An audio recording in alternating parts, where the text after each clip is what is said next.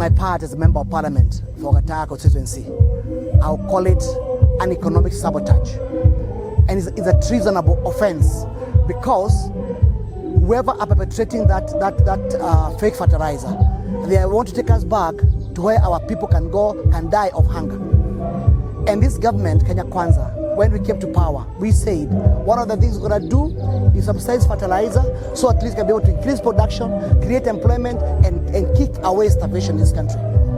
And as a result, you found that the issues about the demonstration on cost of food has disappeared because farmers have been able to produce enough food for everybody, and the cost of unga has come down drastically. And therefore, I will urge the branches which are supposed to do investigation, they investigate NCPBA, then investigate KEL, then investigate KBS, then investigate even the Ministry of Agriculture to find out who is a culprit, who brought this fake fertilizer, who bought it.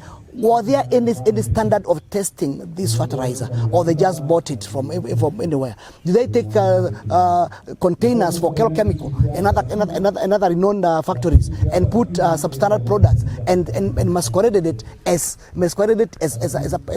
fertilizer? And therefore, for us to be able to go to the bottom of the issue, we have enough investigative bodies, the CID, the EACC, and I urge the government so at least we do not sabotage. The people who want to sabotage that government program are caught and that issue is brought to an end. The Thika-based chemicals company has been in existence for very many years. Yes. Are you surprised that they are being accused of issuing?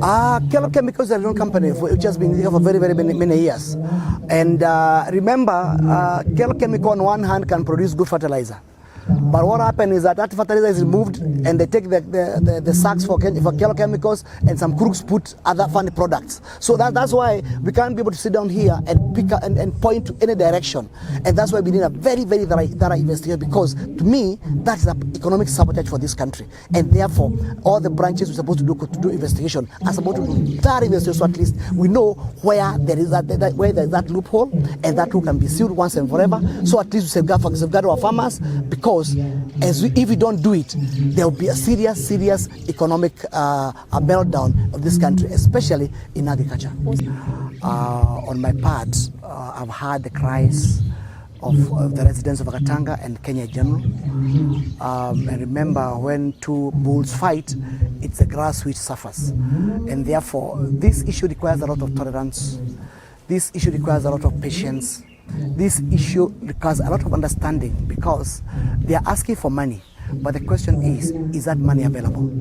And the president said, we may have reached the end of the rope. Kenya, as you noted, and it is there in the media, we spend about 43% on our salaries. That's way beyond what you call the international accounting standard. We are supposed to spend at least maximum of 25%. And therefore, we also need to relook at the wage bill for this country, because we can't be both to be taxing our people just to pay salaries.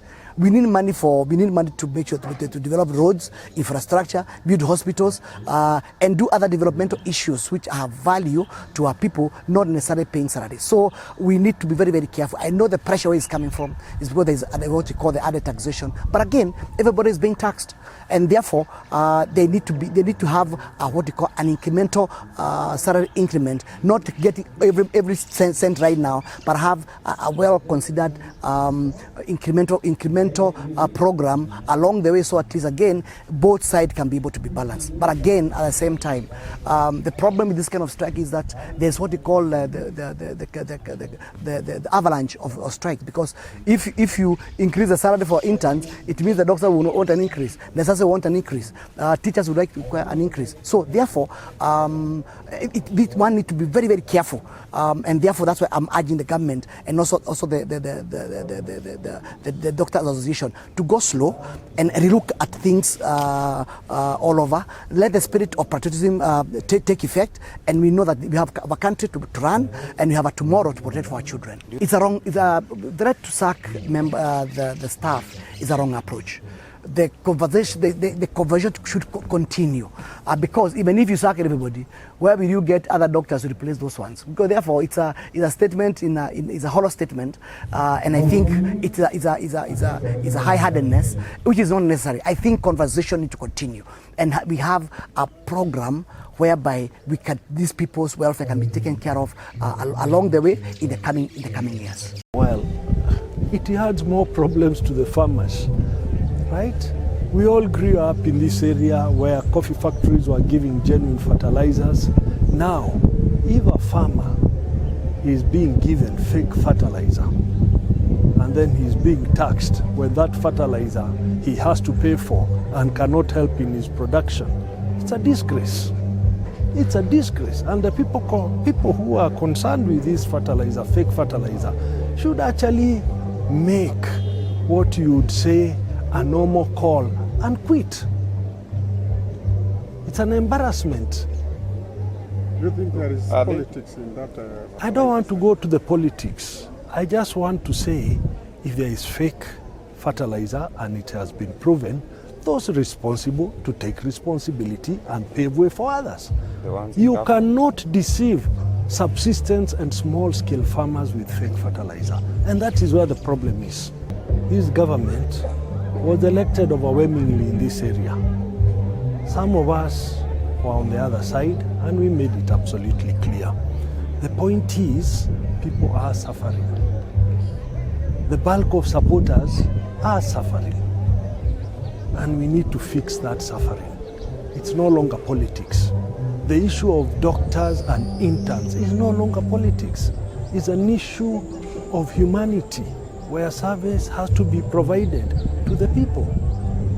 The priest here was very clear that more people are dying now because they can't go to government hospitals because there are no services, and they cannot afford private hospitals. So people are dying at home. He's given you statistics of how many people died yesterday, how many people died the other day. So let us fix. Secondly, on this issue of taxation, let us be careful about it. In as much as the country needs taxes, it needs to ensure compliance, especially to normal ordinary taxpayers, is almost 100%. In my view, those compliances are 30–40%. And because they do not want to reach 100, they are now stretching and broadening to compel a subsistence small-scale farmer to pay taxes. It will not work. These are the bottom of the bottom, and we need to be absolutely clear. And this is where people are uniting in anger.